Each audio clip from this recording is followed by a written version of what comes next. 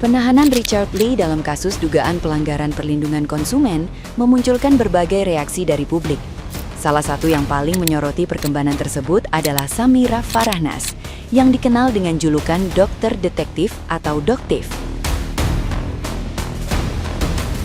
Ia merupakan pihak yang sebelumnya melaporkan Richard Lee terkait dugaan persoalan produk kecantikan. Setelah kabar penahanan itu muncul, Doktif mengaku merasa lega karena perjuangannya selama ini dianggap mulai menemukan titik terang di proses hukum yang berjalan. Menurutnya, perjalanan panjang menghadapi konflik tersebut tidak mudah karena menyita energi dan emosi.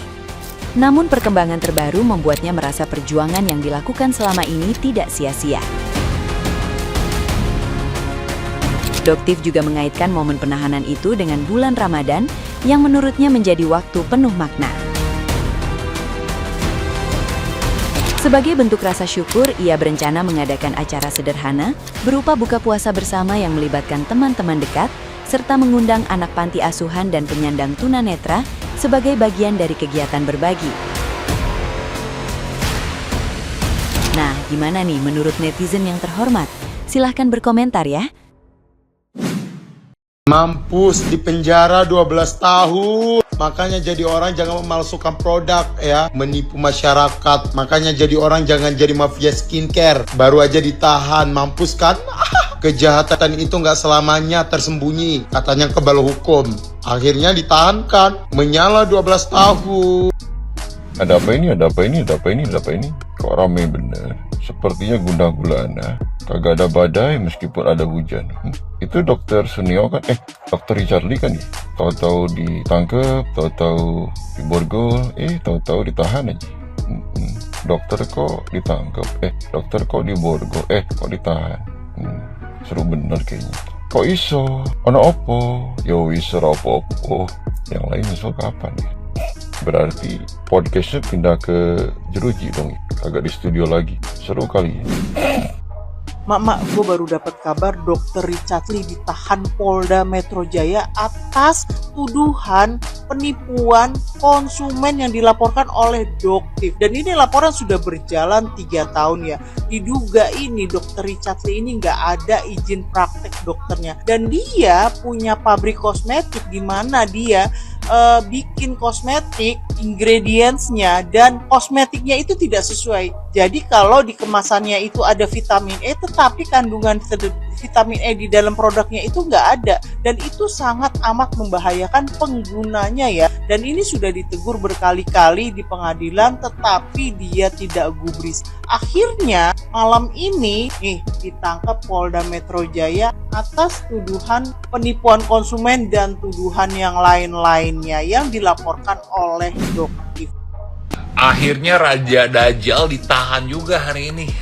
Akhirnya di bulan suci Ramadan ya, Raja Dajjal ditahan. Aduh, perjuangannya luar biasa, luar biasa. Sebenarnya sih gue udah males sih ngomongin dia, ya udah lama kan gue kagak ngomongin dia. Tapi mungkin karena dia kangen sama bacotan gue, nyenggol-nyenggol, kayaknya gatel mulut ini ya. Emang nih manusia dajjal ya, udah kagak bisa bedain yang mana yang benar yang mana yang salah ya. Otaknya udah gak bisa bedain tuh. Manusia si paling NPD ya. Gimana rasanya diborgol? Kalau gue mah udah pernah ngerasain.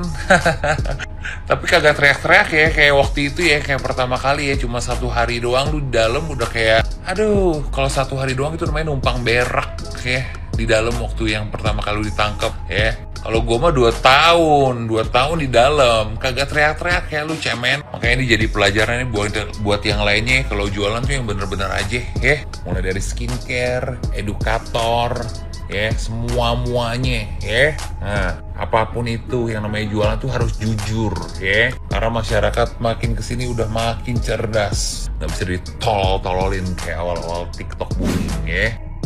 Guys, akhirnya Dr. Richard Lee ini ditangkap dan diborgol juga guys ya. Jadi ceritanya pada 6 Maret 2026 kemarin hari Jumat siang, Dr. Richard Lee ini menjalani pemeriksaan di Polda Metro Jaya dari jam 1 siang sampai jam 5 sore. Dan akhirnya pas malamnya sekitar jam 21.50, Dr. Richard Lee ini resmi ditahan atau ditangkap di rutan Polda Metro Jaya ya. Nah, penangkapan Richard Lee ini atas laporan Dr. Samira atau Doktif Gasia atas dugaan kasus pelanggaran undang-undang konsumen, dan dia juga ditahan karena dia ini dianggap menghambat penyidikan gitu ya, yang dimana Dr. Richard Lee ini sebelumnya 2 kali mangkir dari pemeriksaan tanpa alasan begitu ya, tapi tiba-tiba dia ketahuan live TikTok gitu guys. Nah, dalam kasus ini Richard Lee ini dijerat 2 pasal sekaligus guys ya. Yang pertama itu soal Undang-Undang Nomor 17 tahun 2023 itu tentang kesehatan, itu dengan ancaman pidananya maksimal 12 tahun penjara, dan yang keduanya untuk pelanggaran Undang-Undang Nomor 8 tahun 1999 soal perlindungan konsumen dengan jerat pidananya maksimal 5 tahun penjara guys ya. Jadi lumayan ya. Gimana menurut kalian guys dengan kasus Richard Lee ini, dengan penangkapannya ini? Kita sama-sama pantau lah ya. Ini bukan kasus masalah perskincarean aja begitu ya, tapi ini masalah perlindungan konsumen gitu ya, perlindungan masyarakat gitu guys ya. Jadi kita ikut mantau karena kita masyarakat kan gitu ya, karena yang dikorbankan di sini adalah masyarakat loh.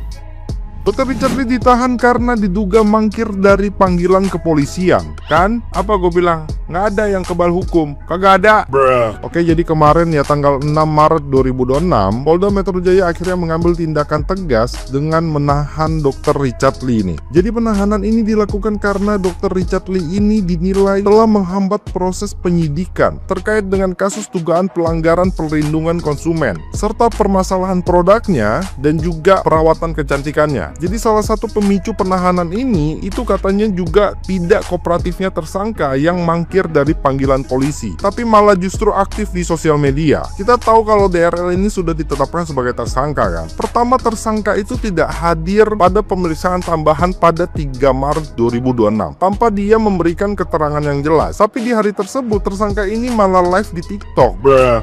Bahkan Dr. Richard ini diketahui 2 kali mangkir dari kewajiban lapor dirinya, yaitu di tanggal 23 Februari dan juga di 5 Maret 2026. Dari apa yang disampaikan oleh Pak Budi, atas dasar hal tersebut terhadap tersangka DRL dilakukan penahanan pada pukul 21.50 di rutan Polda Metro Jaya. Sebanyak 29 pertanyaan dicecar oleh penyidik guna menjalani kasus yang menjeratnya, dan juga Dr. Richard Lee menjalani pemeriksaan intensif selama 4 jam dari pukul 1 siang. Ya, kira-kira itulah yang terjadi ya. Dr. Richard Lee ini memang sudah ditetapkan sebagai tersangka sebelumnya, dan dari apa yang disampaikan katanya dia mangkir beberapa kali nih, bahkan tidak datang untuk lapor diri itu. Jadi mungkin ya harus ada tindakan tegas gitu loh. Kalau menurut gue sih ya seenggaknya kooperatif aja lah gitu loh, supaya nggak nambah masalah. Ya lagian aneh banget malah live TikTok. Berapa untuk Doktif karena sudah berhasil memenjarakan DRL. Aku sih salut nih sama perempuan satu ini, itu Doktif ya kan. Dia membela kebenaran berdirinya sendiri loh. Padahal musuhnya itu adalah mafia skincare yang notabene backingannya tuh kuat-kuat banget. Tapi apa yang terjadi? Allah mengabulkan doa-doa Doktif. Kalau rajanya udah masuk ke penjerong, terus pengikut yang 2 itu boleh dong ya kan. Karena kan yang sebenar-benarnya mafia itu kan sudah masuk nih. Karena dia dari dulu tuh yang ngibulin masyarakat dari dulu, sudah berapa triliunan gitu ya kan keuntungan dari dia menipu-nipu orang nih dari skincare-nya dia. Nah, yang 2 ini dong siapa? Ayo, si SS sama si Ono. Berapa sih untuk bapak polisinya ya kan, kalau sudah berani menangani kasus seperti ini dan sudah berani menunjukkan kebenaran, ayo kita bongkar lagi yuk dengan si SS dan si yang satunya itu ya kan, si abu-abu. Aduh, mana di bulan puasa lagi kena nanya pas banget ini kalau kita bilang ini adalah azab. Dan untuk basar-basarnya mereka, ayo tobat, ayo basar-basarnya mereka ayo tobat, karena uang basar itu uang haram. Ya untung sih aku nggak jadi buzzer atau buzzer mereka yang notabene mereka cari uang dengan nipu orang. Dan untuk Dokter Ri, selamat menikmati ya tempat barumu yaitu di Penjerong. ya pantas sih kamu di situ. Karena mengingat ya dari lama juga kau melakukan penipuan ini, otomatis lah ya. Kalau peribahasa itu ya sepandai-pandainya tupai meloncat atau melompat pasti akan jatuh juga. Karena yang mengatur alam ini tuh yang punya alam, yaitu Allah. Tidak mungkin seorang Allah itu ya dari episode pertama kita berbuat kejahatan terus nggak ada akhirnya, kan nggak mungkin ya kan, ujung-ujungan pasti diasap, sumpah deh pasti diasap.